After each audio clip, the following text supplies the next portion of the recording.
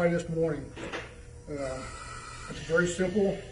Has 4 filters with a coupling that goes directly to the ventilator. There's no issues with interference between the round filters or the square ones. Good.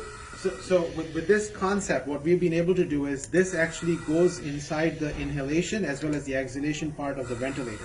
And then these are the filters which can come together. This actually has 4 options. So the patient can actually, we can have 4 connectors with one ventilator, and each connector can further be divided into 2 or more branches if we need to. Here we have Marvin. Marvin is a respiratory therapist, my star. You've seen him before do the good work. And what we have been able to do is a few things. I'll take this over here and I'll show you some of the things. So this is the inhalation part of the ventilator, and the ventilators we are using are the Puritan Bennett 840 ventilator system.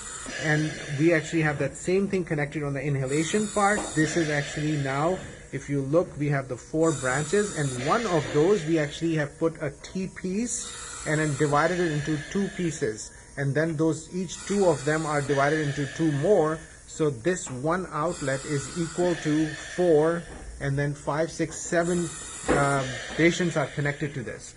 And then on the exhalation part, again, the similar thing, we have a different color for this so that we can separate them out. This is again the filters that we have placed in. Again, you're seeing the T-pieces that we have connected with 2 extra ones and 2 on this side. And then we move forward and then see that there are 3 others that are connected to this.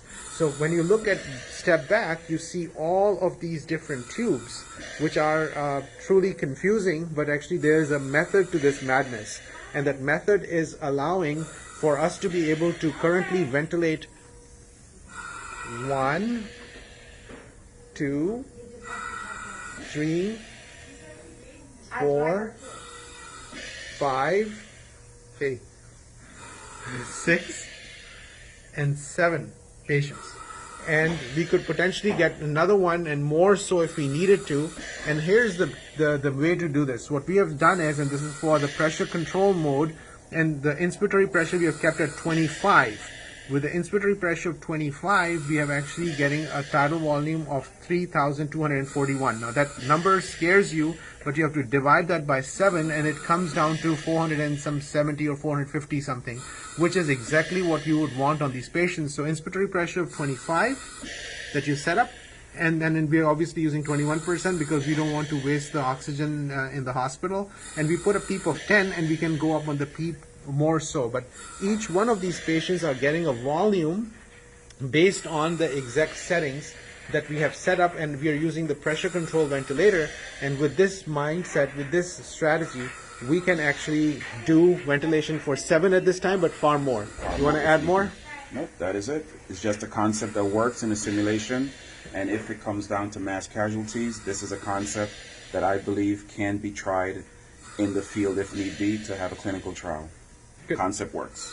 Now, one more thing I'll just add right now is that we actually did another thing where we were able to lengthen the tubes far more. And even when we lengthened the tubes, we actually did a pressure check on those. And with 20 feet of the tube, the pressure, the volumes were not impacted. So which is pretty fascinating that you can actually have a single ventilator which can go to different places, and we would be able to take care of the patient. So with this, I want to share with you later. If anybody has any questions, they can email us. Bob has been kind enough to be able to send us all the details of how to make these devices to make life simple for everyone. And please, if you have any questions, reach out to us and we should be able to help you save more lives. I have one thing to follow. The files to be 3D printed are open source, so anybody that emails me at bob@intcadsol.com can have a free model for 3D printing. Perfect. Thank you. Thank you. All right. Thank you, everyone. Stay well.